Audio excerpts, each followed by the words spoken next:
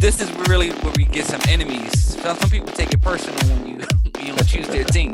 I changed mine up. I'm going with T.Y. Hilton, starting T.Y. Hilton. I think Phillip, I throw hot potatoes for football Rivers is you.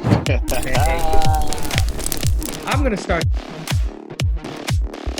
See, if you have like a Monday night team, you always want to play the Monday night players just for a psychological advantage.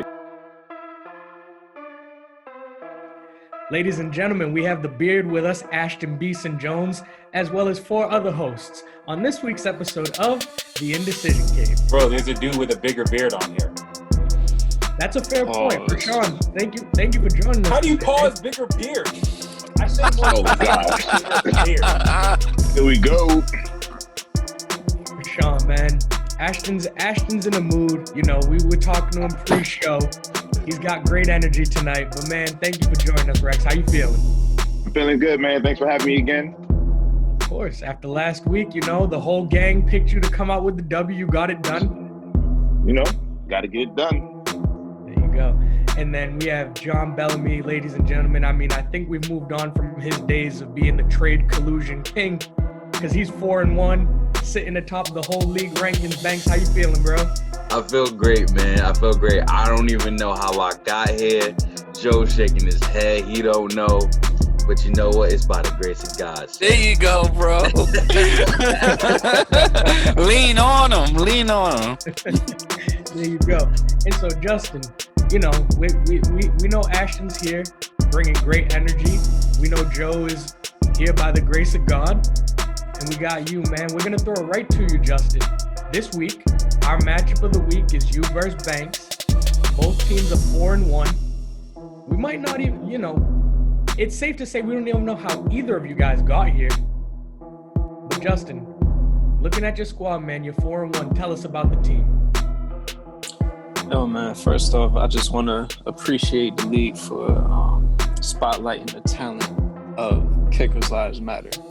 In our consistency, we finally getting another primetime slot. Well deserved. The team, I mean, we just, you know, doing our thing week to week, making our adjustments.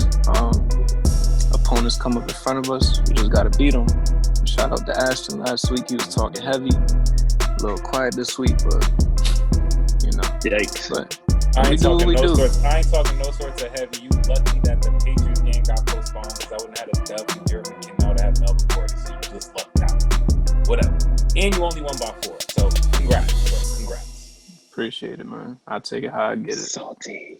Yeah, Pause. Pause. Pause. But Banks, yeah, we here, man.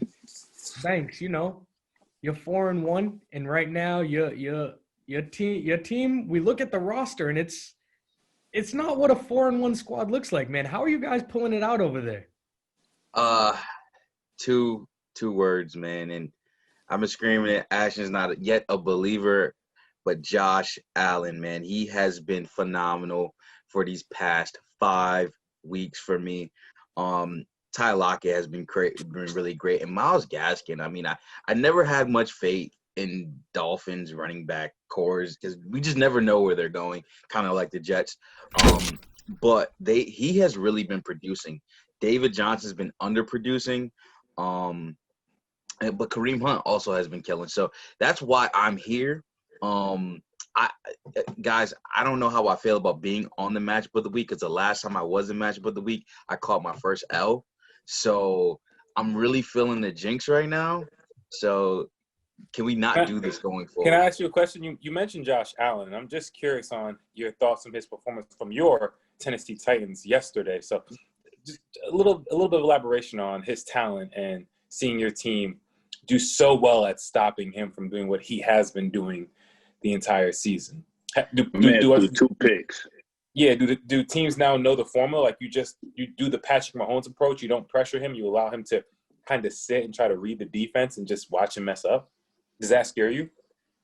You know what? Honestly, I do. So a couple of different points here. Number one, first point is it's the Tennessee Titans, guys. You know, we're goats. Like, you can't really measure, you know what I'm saying? Like, get a guy a break. It's the Titans, you know what I'm saying? Number one. Number two, he threw 2 touchdowns with those 2 picks. So that counts for a little something.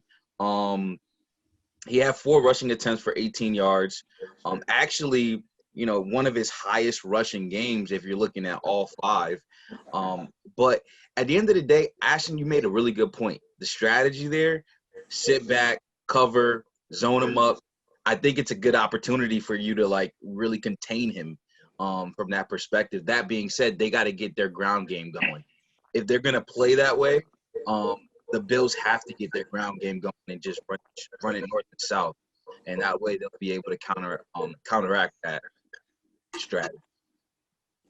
Justin, when you look at Banks' squad entering this 4-1 matchup, what are some things that scare you about his team? Maybe it's Josh Allen, but is there anything else that going into it makes you a little weary? I'm not really scared of anybody's team.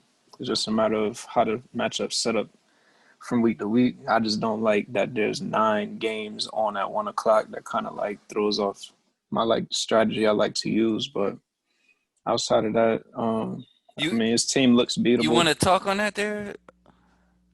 What, the 9 games? Or you said that messes with your strategy, or what would that be? Depending on scheduling. So I'll give y'all another gem. Obviously, if you have like a Monday night team, you always want to play the Monday night players just for a psychological advantage against your opponent. So, but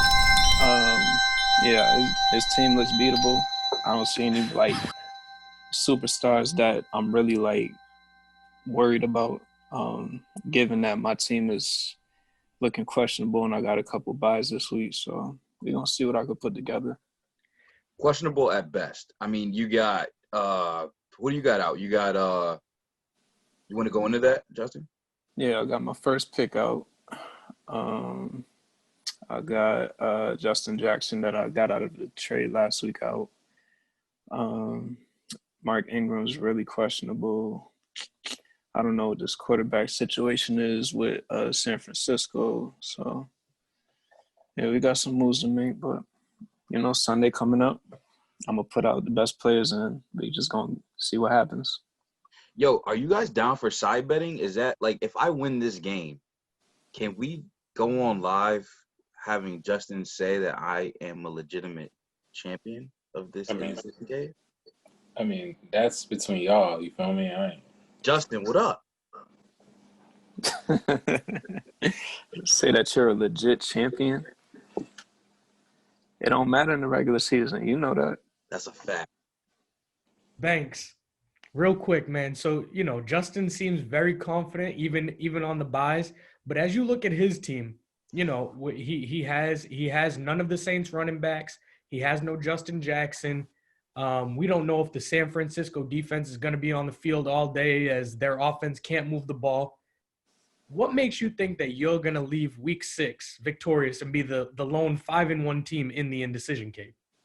I like my matchups for my players. And I think that's what it really comes down to. I like that Mark Andrews is going up against a amenable or beatable. Putrid? Was that the word you were looking for? Putrid. That's exactly the word I was looking for. Putrid Eagles defense. No. Eagles linebackers, not the whole defense. The linebackers. I think you could get away with both. No, absolutely not. No. Maybe that front four. The front four is okay. The front four is good, but after that, it's yeah. Darius Slay is still a very solid corner. Our safeties, yeah, we know. But our D line is legit. We understand. Darius Slay can't play slot corner or safety. He can only play one corner. That's true, so. but our deep D line, which is like 8 legit talented pass rushers, like all of them. And that Ace, is that correct? Are we leading the league in sacks, or we got to be at least top 5? Yeah. No, we're leading the league in sacks. So we don't want to derail the conversation. I just want to say accurately. Anyone's defense who's not better than the Eagles can't talk on this call. So only the Titans got that prowess. So let's just tamper all these expectations here. All right, let's just bring it all down. Packers are trash. I don't want to hear it, Ryan. So stop. So Banks, Mark Andrews is going to have a good game. Go ahead. Let me get back into it. Mark Andrews is going to wild out. And also, I don't know if you guys noticed, but my Ravens put up 25 points last week. That's an underrated superstar on my squad as well. I mean, they have been straight up balling. And if they can have Carson Wentz in his pocket, I think that 7-point projection might turn into 17. So you got Gronkowski coming up behind OJ Howard, right? And I know a lot of people were like, in this league, they were like, well, John, why would you get Gronkowski? Tom Brady and him are going to have the same chemistry. OJ Howard went down. I'm not going to say I'm a mind reader. I'm not going to say I'm a fortune teller, but he's going to get the volume now, guys. So I'm excited about that. But yeah. I was just waiting to pull the number because I thought you were going to get too hype about him because he is the tight end 31 right now. And he scored 8 points last week. So I was okay, but you didn't give him too high of props. Go ahead. I'm sorry. No. The targets are going up though, Joe. That's what I'm really concerned about. And he has to get back in the swing of things of playing active football. But honestly, man, I think I got a good shot. I think it's going to come down to Sunday. I'm looking at Justin's team, and it looks like he's going to be running 2 wide receivers in his flex if he doesn't make any moves. That's something that I'm very comfortable with. James Robinson didn't have a good week last week. I expect that to continue. Yeah, I feel confident. Do you think that the Ravens are going to put up 25 points again on defense for you? No, I think they'll get 17, yo. I really do. I think that against what was the word, Joe? Putrid Eagles team. Bro, I didn't say our team is putrid. I said our linebackers. Ashton, I'm quoting Joe at this point. That's all. Don't shoot, Ashton, right? So I'm thinking 17 is reasonable. I don't know. I feel like the Steelers are better than the Ravens on defense, and they only had 8 points. So, and they played the Eagles, and the Eagles scored 29 points against them. So I really don't think, the Ravens are going to get you 17 points. That's fair analysis. Something to watch. I'm excited about this matchup now. These two young gentlemen are confident, competent, and they're ready to roll. I love it. Yeah, no, we love when these two get to square off with each other. For no other reason than.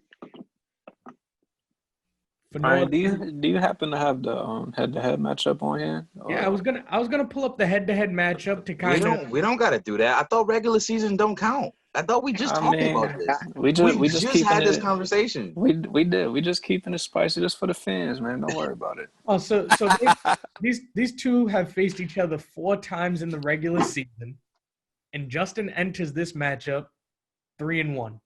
So he's gotten the best of Banks more times than Banks has got the best of him.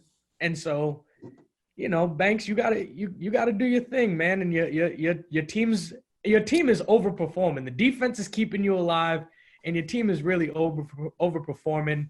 And I know you're just hoping that the good times keep rolling because David Johnson ain't it, brother.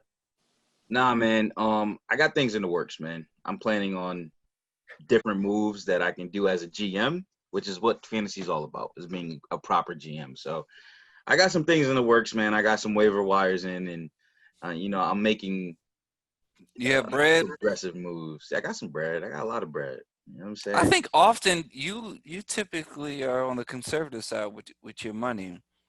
Typically, but you know what? They don't call me Banks for no reason. Oh, tomorrow. Tomorrow, education right there, baby. Let me see. Yeah, you got 64. Yeah, that's solid.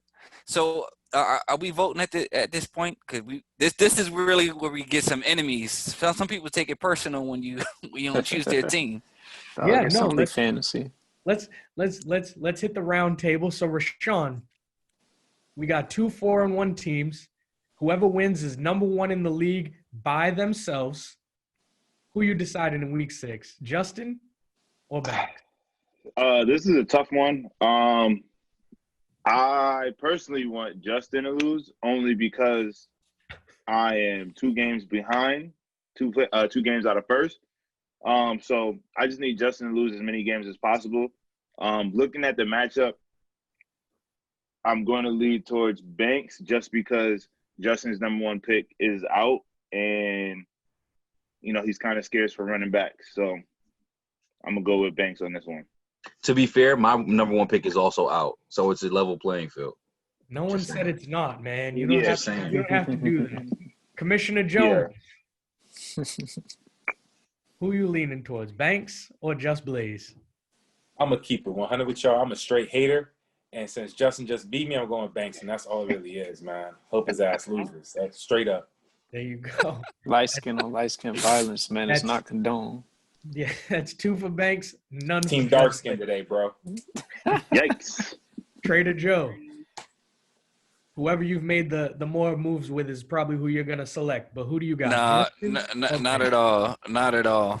I think this week will be Banks, in favor of Banks. Wow. I mean, I thought for sure I was going to be the only one who was thinking Banks was going to pull the victory out. I know that. Really? Yeah, like I know the score is in favor of him, but I just feel like Justin kind of has the more championship regular season pedigree. We saw how A.J. Brown did last week. All that good stuff. His buys are killing him, though. Oh, my God. Yeah, and that's really what it's going to do. I think Rashawn hit it right on the head talking about running backs, and Justin just doesn't have many of those. Right. Especially with both of the Saints guys and Justin Jackson out. He's a warrior. He's probably going to get his 40th career regular season victory, which would be the first person in league history. But I don't know if it'll be this week. So I'm leaning towards Banks also to make it a complete sweep. Everybody on the show tonight thinks Banks Bellamy will come out with the victory. Wasn't it a sweep last week with Kai? Yeah. I think we all went with Rashawn and that was spot on. And then the week before it was kind of half and half versus me and you and I was the only person that picked you and you. Yeah, you let him down. Prove us wrong, Justin. Thanks, man. I'm used to it. Don't worry about it. Well, there it is, ladies and gentlemen. We have our matchup of the week. Ladies and gentlemen, welcome back to the Indecision Cave. And before we get into starting sits, the producer of our show threw a few of us some questions that he wanted answered for your better half, for your betterment as fans and as fantasy football players. So we're gonna go roundtable discussion here for a little bit and ask some questions that are pressing in the fantasy football world.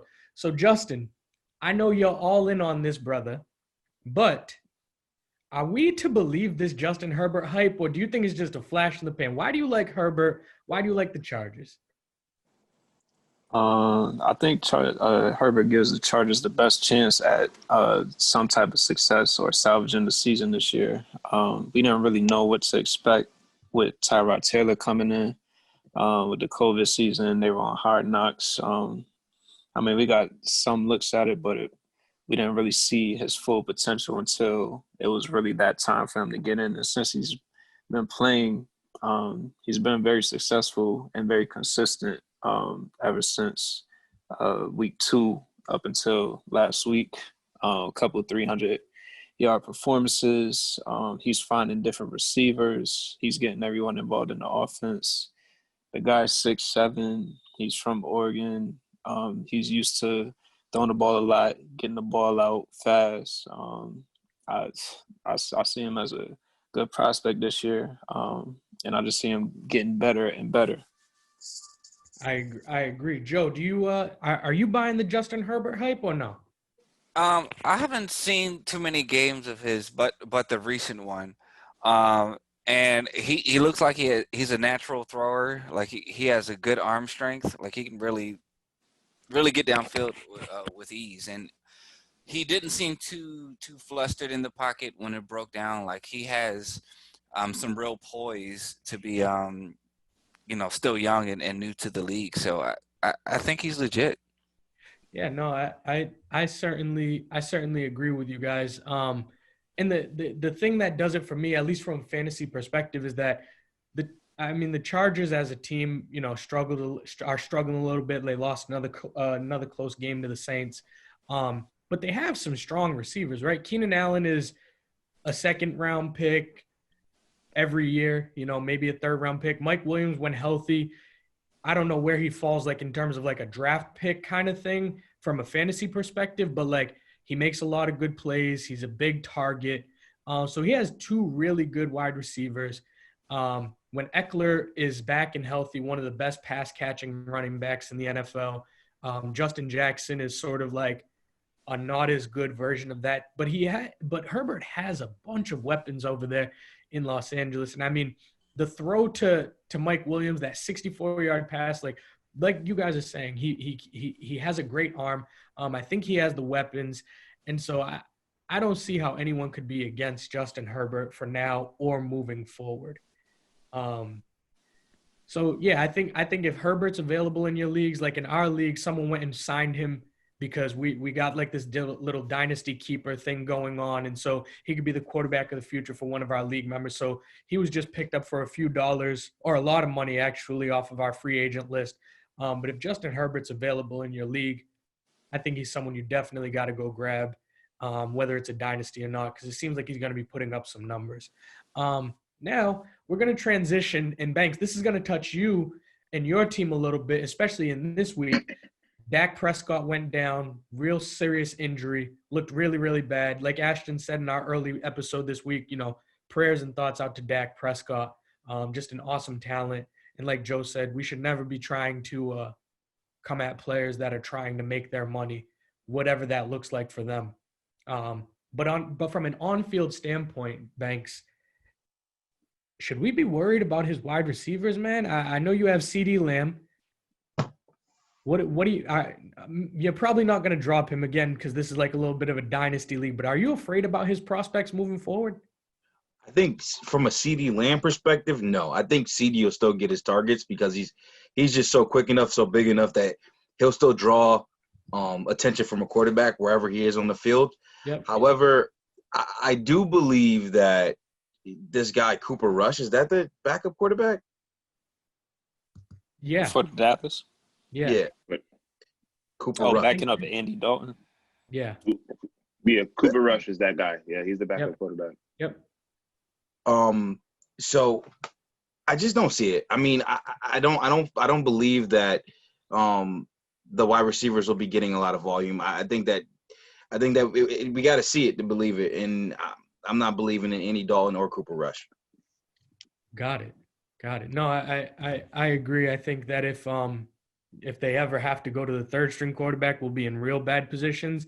But yeah, CeeDee Lamb, he's the 18th wide receiver in our league, and I think he's going to be the one that Dalton kind of finds the most comfort with. Ashton, what are you thinking about Andy Dalton and the Cowboys wide receivers moving forward? Well, I'm going to just go a step back, and I just want to provide one stat that people haven't talked about with Justin Herbert, in that he's also a mobile quarterback. The man ran a 4.6 40-yard time. So the dude also got the wheels and the legs to kind of do the job as well. So I see him kind of like a more accurate Josh Allen, but I could be doing a lot right there. No, you're right. I agree. Right. He's a big frame. Sorry, go ahead.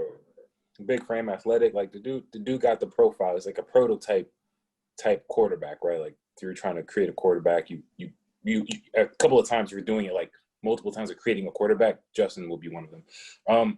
In regards to the Cowboys receivers, no, you don't fade any of them. Andy Dalton last year was a starting quarterback, so he's a starting quarterback caliber QB.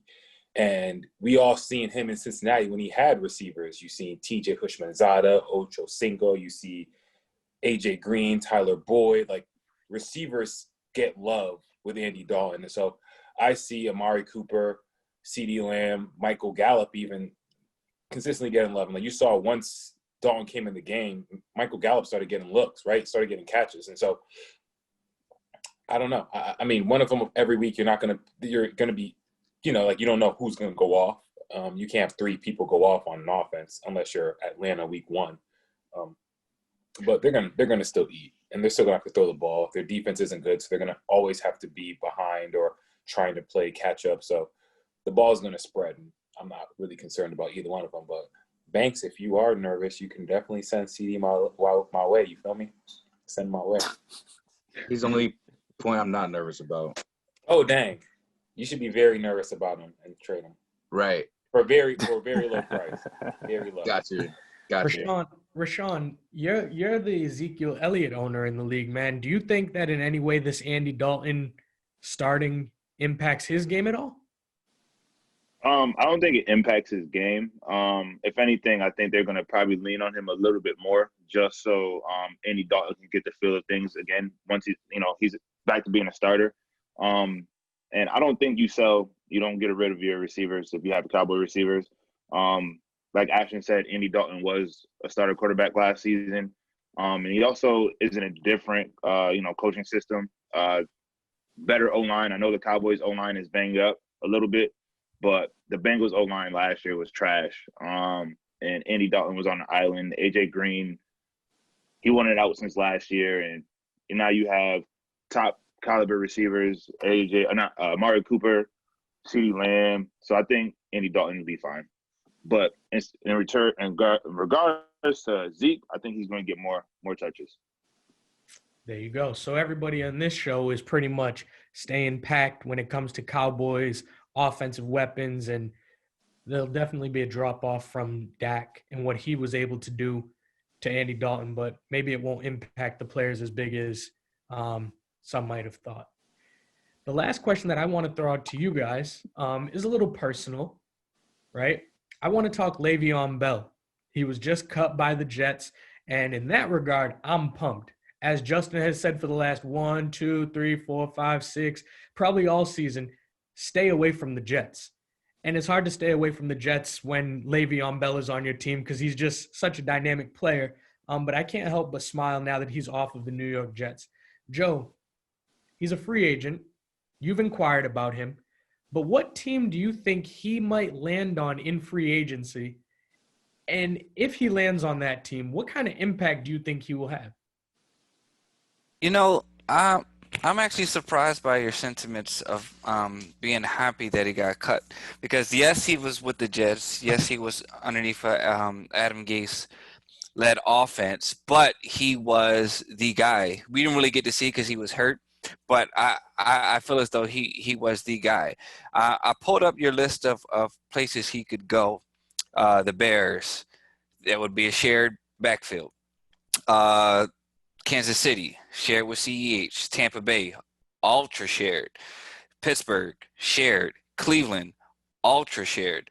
San Francisco, ultra shared. The Titans, shared. Seattle, shared. Miami, maybe. I could see him being the guy in Miami. I could see that. Arizona, shared.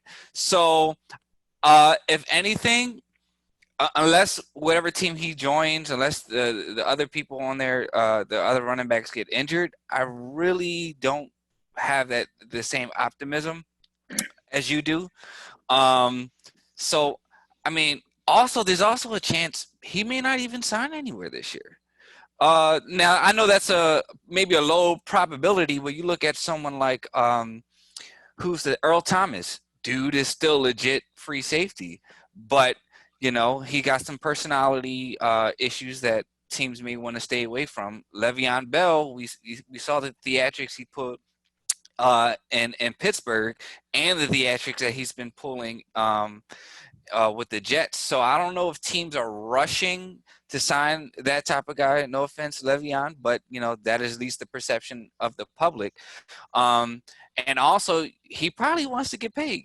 He's not going to be paying for cheap. However, I'm going on a rant, but I know a little bit following the situation. Obviously, I wouldn't reach out unless I know a little something. So, I think that wherever he goes, he's going to be a solid player. He's going to be a Kareem Hunt light with a healthy Chubb sharing that backfield. But unless I just really don't see any home run situations that you might. I understand. I think for me, last week he gets 13 carries but only 60 yards, which is fine if he then couples it with the pass catching threat that he is, right? If you add 4 receptions for 20 yards, something like that, or you're hoping it's more than 20 yards, but now that 7.7 points becomes 11. And then now we're looking at 13, 14, 15 points in a given week, which then, makes it makes the Jets system ideal. because like you said, he was the bell cow. He was the guy. What scared me the most about the Jets is that they weren't utilizing him in the past game. And it's not like their line is I mean, they have Mekhi Becton, but aside from their star left tackle, they're not exactly good, right? And that's why Justin's faded him and faded Jets all season. So just getting him out of that system where the team isn't great and he wasn't happy, I think those things are just pluses to the guy who played in 7 quarters, 13 points. It definitely should be better, but not too bad. Justin, any team that you think would be good for Lev Bell to sign with? Hold on, real fast. Can I just say something real fast? The Jets still owe Lev'eon Bell $7 million. So regardless of where he goes, gets the vet minimum, that man's still gonna get paid. So it's what it is. And they're taking a $15 million cap hit, but that's another story. Personally, I only got 2 landing spots for him. If he wants to be the focal point, I think he'll go to Chicago. If he wants to win, I think he'll go to Seattle. Because I'm not too worried about shared backfields. Basically, what 80% of the league has a shared backfield, so he'll just be an asset to anybody that he goes to. But I think those are 2 destinations that are be ideal for him. Follow-up question, Justin. So, would you take Lev'eon Bell on a split backfield with Chris Carson, the Seattle Seahawks, over being the bell cow on the Jets? Yes. Yeah. Absolutely. I just thought it's kind of early because, again, he's been out for 3-4 weeks now. I just thought I still was somewhat high on Bell. Eventually, the touchdown and the receptions would come, but that's probably being too optimistic. I mean, anyone who knows a little bit about football would know that you give Lev'eon Bell the ball in open space. You have him lined up against a linebacker at the line of scrimmage. Like, that's very simple. Do a slant route or a drag, and he separation immediately. But so you're saying Adam Gase don't know nothing about football? I don't know. Ashton, we're gonna come to you next, man. Where do you think Lev'eon Bell lands, and what kind of impact do you think he could have for the rest of the season? Honestly, I mean, I don't like the option because I'm banking on this running back particularly doing well for my squad, but I see him go to New England. You hear reports that New England was interested and were in trade conversations talk, but of course his salary was what made teams not want to give up a 7th-round pick on him. But you just give the Patriots another weapon out of the backfield, more of a hybrid James White, and you see what that kind of does for the Patriots. Maybe even like Justin said, maybe Seattle or Chicago, right? Chicago, you really can't lean on David Montgomery too much.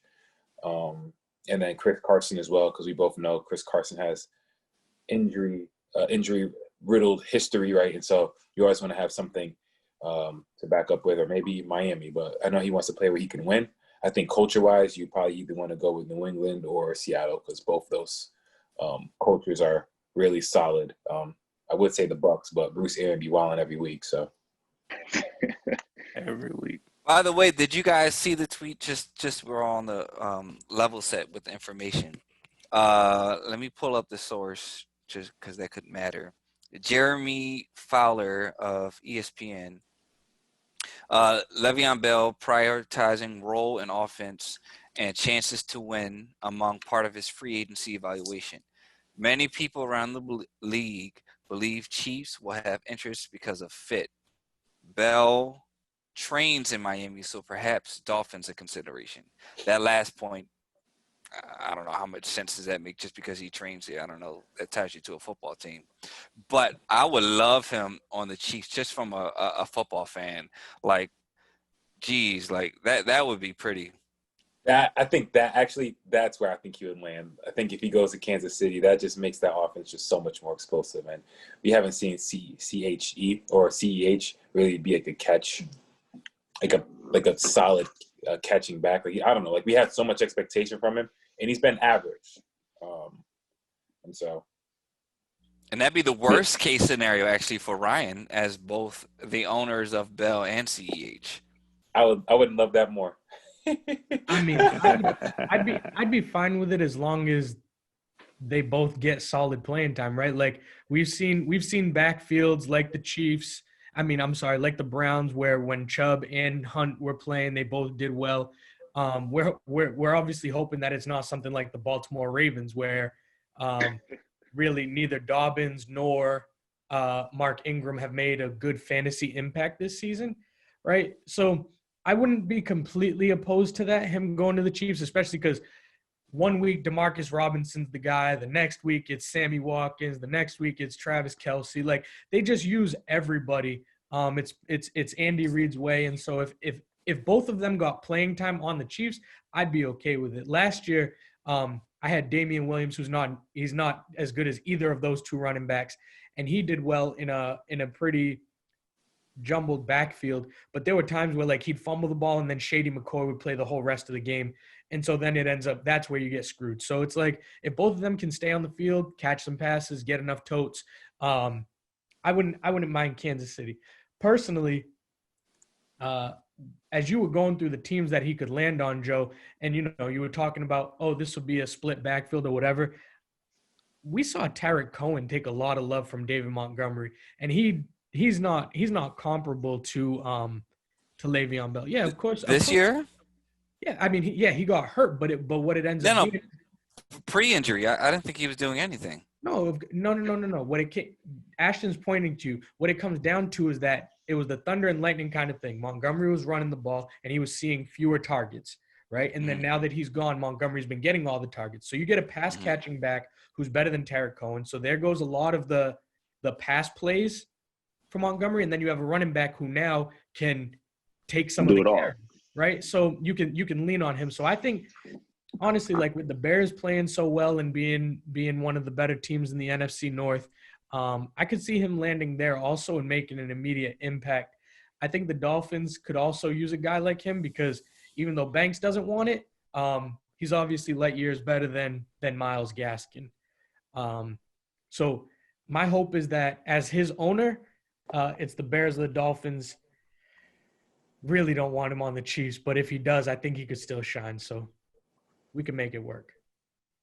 It'll be how I feel with Melvin Gordon and Philip Lindsay. It's just like a headache. Yeah.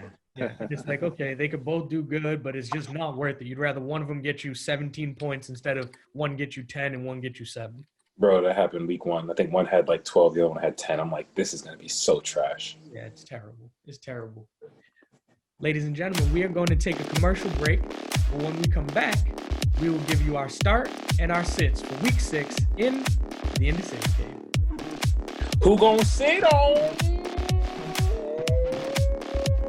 Matt Ryan.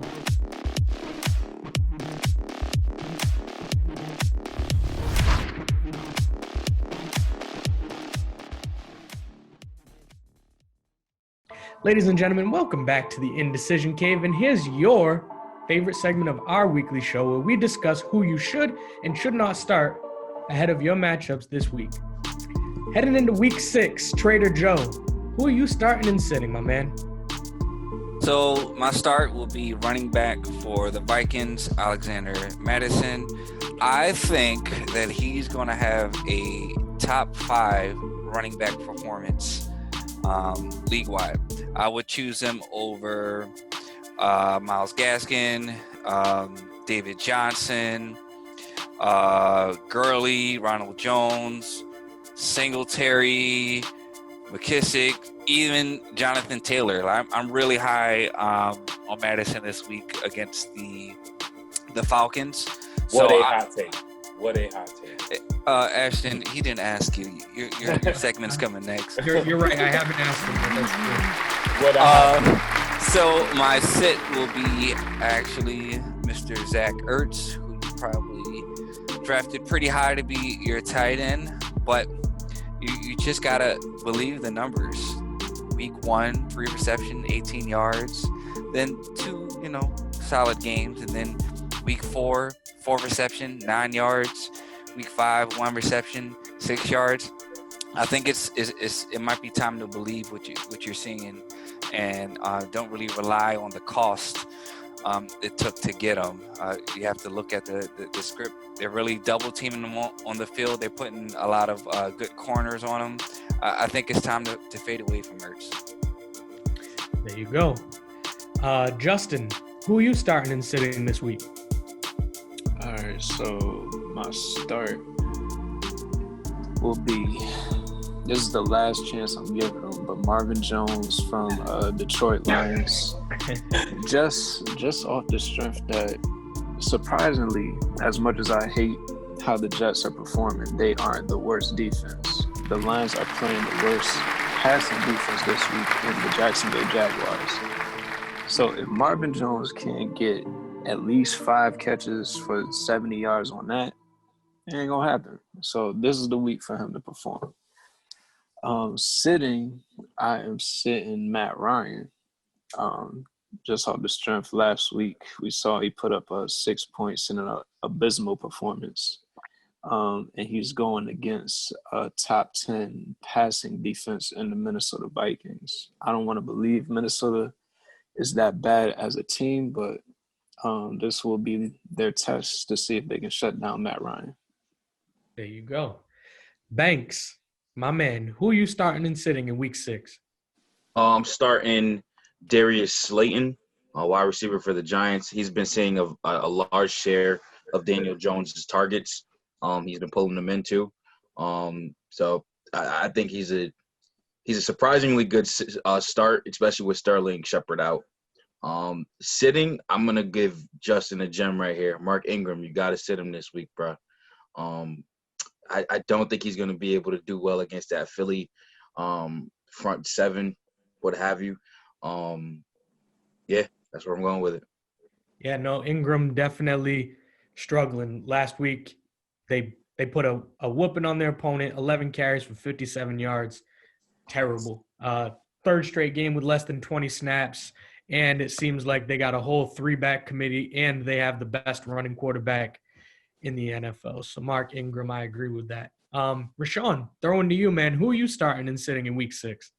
I changed mine up. I'm going with T.Y. Hilton, starting T.Y. Hilton. I think Phillip, I throw hot potatoes for football Rivers, is going to start giving T.Y.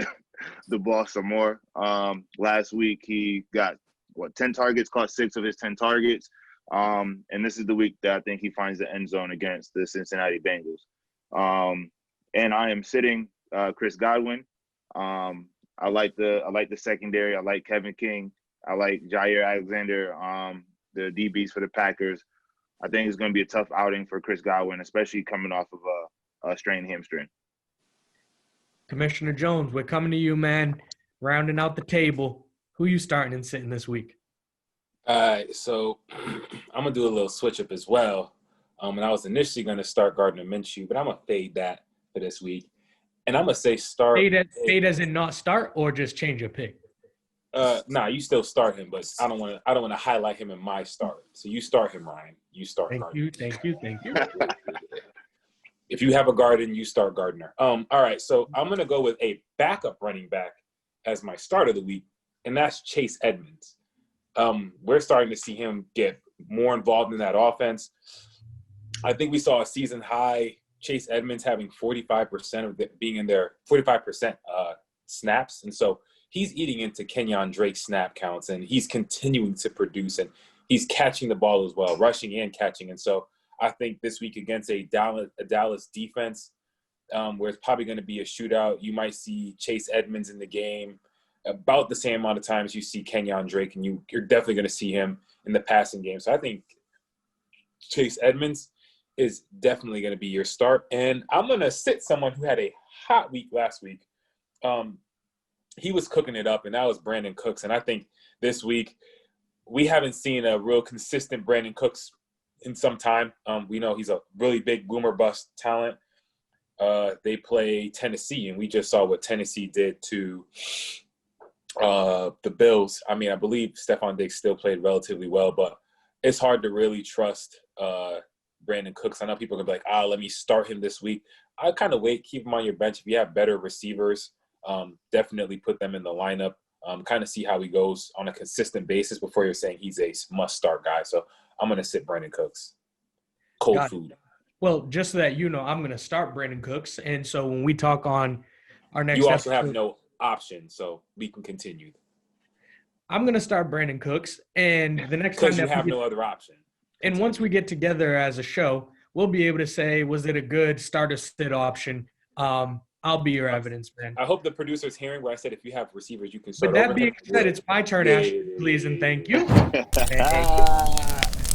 I'm going to start Tyler Boyd, and the reason is for a few different things. First and foremost, A.J. Green wants out of Cincinnati, or at least that's what his lips seem to be saying at the end of last week's matchup. So if A.J. Green's not happy, I don't see them really drawing up a game script that involves him too much.